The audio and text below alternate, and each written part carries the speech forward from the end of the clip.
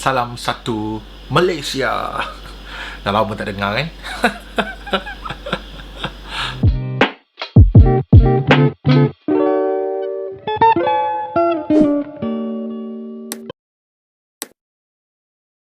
Assalamualaikum warahmatullahi wabarakatuh. Welcome back to my channel. Kepada siapa yang masih belum lagi subscribe channel aku, so aku harap korang boleh subscribe. Dan siapa yang sudah subscribe, terima kasih. Hari ini aku nak membahaskan ataupun nak bercerita tentang satu topik yang aku rasa korang kat luar sana mungkin pernah dengar, ataupun mungkin tak pernah dengar, ataupun pernah dengar tetapi buat-buat tak tahu.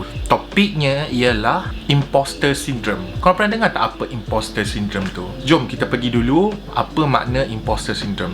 Imposter syndrome ini adalah satu perasaan dalaman, iaitu kita punya rasa dalam diri kita di mana kita merasakan diri kita ini tidak kompeten seperti orang mana harapkan. Dalam kata lain, dalam kata yang mudah untuk ni adalah korang ni sebenarnya okey je, memang power je, tapi disebabkan ada sindrom ni menyebabkan korang rasa korang tak boleh meet expectation orang, ataupun korang rasa tidak puas dengan kejayaan korang, ataupun korang rasa korang perlu buat satu benda tanpa ada kegagalan, di mana macam kita cakap first try terus boleh berjaya. Ini adalah salah satu imposter syndrome. Imposter syndrome ini akan memberi impact yang sangat besar kepada korang punya psikologi dan juga mental. So daripada bahan pembacaan aku ni bukanlah counselor ataupun psychologist, tapi aku just saja sebab aku rasa macam topik ni satu benda yang sangat penting untuk orang tahu, supaya korang boleh tahu benda ni, korang ada ilmu, dan mungkin korang boleh check diri sendiri, tepuk dada tanya selera. Dan kalau ada korang ni jenis imposter syndrome, please seek professional help. Itu adalah benda yang sangat penting. Dia adalah masalah psikologi, masalah mental, di mana imposter syndrome ini kita boleh bahagikan kepada 5 benda. Jom kita tengok apakah 5 bahagian jika korang ni ada tanda-tanda imposter syndrome. Golongan pertama dalam imposter syndrome ini adalah diberi nama the perfectionist. Familiar kan? Perfectionist. Imperfectionist ini adalah satu perasaan di mana korang meletakkan satu aras yang tinggi untuk korang buat sesuatu kerja ataupun untuk korang capai keputusannya, dan juga dalam masa sama korang percaya yang orang lain tak boleh buat kerja ni, aku je yang boleh buat. So, dengan expectation yang tinggi itulah sebenarnya menjadikan perfectionist ini ada masalah dalam imposter syndrome. Kalau korang tak tahu korang ni ada imposter syndrome, korang boleh tanya soalan ini kepada diri korang. Adakah korang ni termasuk dalam golongan imposter syndrome? Soalan pertama adalah, korang ni jenis micromanager ke tak? Soalan kedua untuk tanya dekat dalam diri korang ialah, korang ni ada masalah tak untuk delegate kerja kepada orang lain? Di mana korang selalu fikir kalau korang delegate kerja ni, mesti orang tu tak boleh nak buat kerja macam mana kau buat. Tu yang kedua. Soalan yang ketiga, adakah korang rasa setiap kali kerja korang buat, korang mesti dapat 100? Macam contoh, kau buat exam, mesti dapat 100. Korang buat benda, mesti 100%. Semua nak kena 100%. Kalau korang tak dapat 100%, korang akan down. So soalan-soalan yang aku cakap tadi adalah contoh soalan yang korang boleh tanya diri sendiri, adakah korang ni tergolong dalam golongan imposter syndrome ataupun tidak. Untuk orang yang dalam golongan ini, iaitu perfectionist dan juga ada imposter syndrome ni, mereka selalu tidak dapat merasakan kepuasan dalam membuat kerja. Korang akan rasa down, korang tak dapat apa yang korang set dekat dalam diri korang, apa yang korang perlu capai, sebenarnya dah capai tapi korang tak rasa tak puas dengan kejayaan tu. Korang tak pernah pun nak bagi reward pada diri kau sendiri, dan menyebabkan at the end of the day korang akan rasa down. Korang rasa korang ni tak berguna dan tidak boleh untuk buat kerja seperti yang diharapkan. Selain itu juga, korang kena belajar untuk menerima hakikat yang kita dalam kehidupan ni tak ada yang perfect. Mesti ada kesalahan, dan terima kesalahan tu, move on dan improve daripada kesalahan itu. Perkara-perkara inilah yang perlu korang buat supaya korang tak burn out, korang tak rasa stres tentang diri korang. Kalau korang memikirkan kalau korang tak dapat capai satu benda, korang akan stres dan korang akan down. Cuba accept mistake itu, improvekan diri korang, dan yang paling penting adalah lesson learn, belajar daripada kesilapan. Kena ingat dalam dunia ni tak ada siapa yang perfect, hanya Tuhan saja. Wah, gitu. Golongan kedua dalam imposter syndrome ini adalah the superwoman ataupun the superman. Golongan superwoman ataupun superman ini, dia ada satu benda yang macam mereka kena work hard untuk make sure korang kena earn something. Maksud korang percaya bila korang buat satu benda, korang akan dapat. Tapi apabila korang dah buat tapi tak dapat, korang akan rasa down. Okay, contoh-contoh soalan yang korang boleh tanya dekat diri korang. Adakah korang jenis yang stay dekat office lebih daripada waktu yang sepatutnya? Sebagai contoh, lebih daripada pukul 5, orang lain dah balik, engkau masih lagi kat office, walaupun sebenarnya engkau dah siap kerja yang sepatutnya engkau buat hari itu. Soalan yang kedua, adakah korang meninggalkan semua hobi korang disebabkan korang nak buat kerja? Sacrifice everything, padahal kau suka benda tu, tapi disebabkan oleh kau nak buat kerja, kau sanggup sacrifice hobi-hobi yang kau suka. Soalan yang ketiga yang korang boleh tanya ialah, korang down bila korang tak dapat reward, tak dapat pujian, tak dapat apa yang sepatutnya lah bos kau bagi, disebabkan korang rasa korang dah achieve apa yang korang dah buat.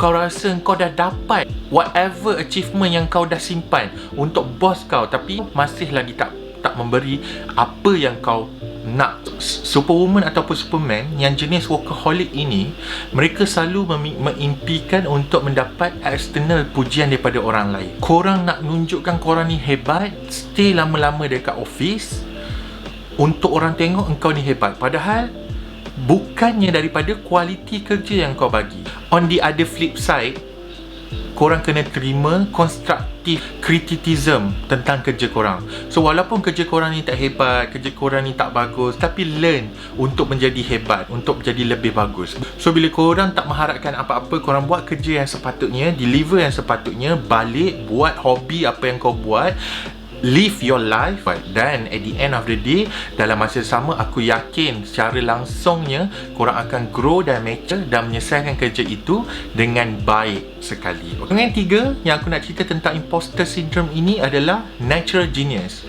Okay, natural genius ni lebih kurang macam perfectionist. Perfectionist ialah bila dia nak buat satu perkara, dia akan meletakkan high standard dekat dalam apa kerja yang dia buat. Maksudnya exam kena 100%, contohnya. Kalau tak dapat, dia down. Tapi natural genius ni, dia meletakkan sesuatu berdasarkan kepada first try should be perform. So kalaulah dia buat satu benda tu dan tak berjaya, so dia akan down. Contoh soalan yang korang boleh tanya tentang natural genius ini, yang pertama, bila orang suggestkan untuk cari mentor untuk mendapatkan sesuatu ilmu daripada seorang, kau menolak. Kau rasa macam, oh, aku boleh buat. Yang kedua, korang achieve straight A ni tanpa banyak latihan ke? Macam contoh macam, tak payah buat latihan pun aku dapat A. Dan soalan yang tiga ialah, korang akan avoid sesuatu cabaran sebab korang tahu korang tak mahir benda tu. So korang takut kegagalan. Ahli psikologi dan juga expert mencadang untuk mahir sesuatu benda itu, korang perlu belajar dan dipanggil lifelong learning. So korang kena accept benda tu. Dia tak ada istilah yang korang kena buat sesuatu benda, kalau korang tak dapat, korang pukul diri korang, korang torture diri korang, kau kata korang diri kau macam bodoh, nampak aku tak boleh buat benda ni, bodoh gila lah, padahal benda ni senang ke? Jangan buat macam tu, sebab dia akan memberi tekanan kepada mental korang. So dalam kategori natural genius ini, korang kena terima hakikat yang bila kita nak buat satu benda itu, dia adalah satu proses. Proses itu yang menjadikan kita lebih baik dan lebih cemerlang. Macam contohlah, kalau kita tengok baby, takkanlah tiba-tiba keluar daripada mak, tiba-tiba nak berjalan terus kan. Mesti akan ada proses, meniarap, merangkak, berjalan, berlari. Dan macam itulah juga kehidupan kita. Untuk kita mahir sesuatu benda, kita kena ada proses pembelajaran. Dan jangan stres kalau korang tak boleh nak buat. Sebab itu normal, semua orang ada je kebaikan dan juga keburukan. Seterusnya, golongan keempat diberi nama The Soloist. Nama pun solo, mestilah buat benda semua nak solo. So, dia tak nak help daripada orang lain. Bila orang nak offer pertolongan, dia akan cakap, tak payah, aku akan buat sendiri. So bila orang nak bagi sesuatu benda, nak bagi cara untuk membuat satu perkara, terus macam menolak idea tersebut, dan dia percaya idea dia je lah yang hebat. Contoh soalan-soalan yang korang boleh tanya dekat diri korang dalam kategori soloist ni. Yang pertama, aku tak nak pertolongan daripada siapa-siapa, aku boleh buat sendiri. Sound macam korang tak? Yang kedua ialah, korang rasa korang boleh capai satu benda ini tanpa perlu bekerja dalam kumpulan. Seorang boleh pergi jauh. Dan bila korang bekerja dekat office, korang request kat bos korang yang, bos, saya boleh buat benda ni seorang, saya tak nak pertolongan orang lain. Ini adalah contoh-contoh soalan yang korang boleh tanya kat diri korang. Adakah korang ini soloist? So, kalau korang rasa kena dengan diri korang, maknanya adalah korang ada imposter syndrome. Golongan kelima dalam imposter syndrome ni adalah the expert. The expert ni dia macam ada rasa yang macam, aku kena power baru aku boleh buat. Aku kena ada ilmu baru aku boleh buat sesuatu. Ataupun aku kena tahu dulu baru aku boleh menerima sesuatu tanggungjawab. Ini adalah masalah dalam orang-orang yang the expert, yang rasa diri dia kena expert, kena pakar satu benda baru boleh buat. Contoh-contoh soalan yang korang boleh tanya kat diri korang ini,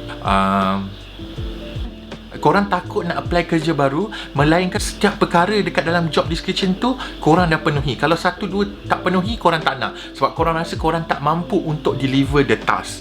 Seterusnya, soalan yang kedua yang korang boleh tanya ialah, korang ni selalu seeking training ataupun certification sebab korang rasa korang tak boleh nak buat without the knowledge at the first hand. Dan soalan yang ketiga yang korang boleh tanya dekat diri korang ialah, korang ada rasa takut ataupun gemuruh tiba-tiba orang cakap, kau ni expert gila dalam benda ni. Terus kau rasa macam takut gila, macam ada something yang macam tak kena, macam takutlah, fear kepada benda, kepada acknowledgement yang orang bagi. Itu tanda-tanda yang korang ini adalah tergolong dalam golongan the expert. Itu memang betul, kita always kena learn, kita kena strive kita punya, ataupun kita kena backup dengan skills untuk kita pergi jauh. Tapi kita tak boleh dengan sentiasa bertanya kepada orang. Kadang-kadang orang akan annoying, asyik nak tanya je benda. Try cuba dulu, bila rasa dah stuck, barulah seek for knowledge, bukan sebelum mencuba. Bila korang ada rasa takut untuk mencuba, inilah menyebabkan korang down. Korang rasa diri korang tak kompetitif berbanding dengan orang lain. Korang rasa korang tak sesuai dengan kerja tersebut. End up korang akan rasa korang ni useless dan perlukan segala-segala training, dan menyebabkan orang akan nampak kau punya kelemahan. Di akhirnya kau tidak akan boleh pergi jauh, sebab kau akan delay untuk engkau belajar sesuatu dengan cara engkau sendiri tanpa ada professional help. Okey, aku dah cerita 5 kategori imposter syndrome ini. Untuk korang yang korang rasa korang ada benda macam ni, bagi aku simple. Kalau korang rasa benda ni membebankan korang, memberi tekanan mental korang, seek professional help. Kalau korang rasa benda ini masih lagi baru dan boleh dikawal, maka cuba hindarkan dengan pelbagai tip. Korang try baca banyak artikel-artikel yang menceritakan tentang imposter syndrome ni. Menurut study yang aku baca, sebanyak kehidupan berkejaya ni, sebanyak 70% orang akan mengalami masalah-masalah dalam imposter syndrome ni. Cuma kena ingat, aku punya advice kepada korang, kalau korang rasa korang stuck, seek professional help. Itu yang pertama. Yang kedua, korang kena ingat, tak ada satu benda yang perfect pun dekat dalam dunia. Semua benda tak perfect. So, apa yang menjadikan kita perfect adalah kita belajar daripada kesilapan. Daripada kesilapan itulah yang akan menjadikan kita lebih matang dan berdaya tahan untuk mengharungi cabaran. Kena ingat, kehidupan kita ni adalah proses pembelajaran yang sangat panjang. Tak salah kalau kita cuba suatu benda dan gagal, kerana kegagalan itulah yang akan mendewasakan kita. So, sampai itu saja aku akhirkan vlog aku pada hari ini. Semoga bermanfaat apa benda yang aku cuba sampaikan kepada korang, dan at the end of the day, korang boleh improve diri sendiri. Itu saja aku nak share pada malam ini tentang imposter syndrome, 5 jenis imposter syndrome dan juga cara mengatasinya. Harap bermanfaat kepada korang, dan kita akan jumpa lagi pada vlog akan datang. So, aku akhiri vlog aku dengan peringatan, follow SOP. Semoga korang tidak berjangkit COVID dan selamat tahun baru Cina kepada semua penganut Buddha. Assalamualaikum warahmatullahi wabarakatuh dan selamat semuanya. Bye.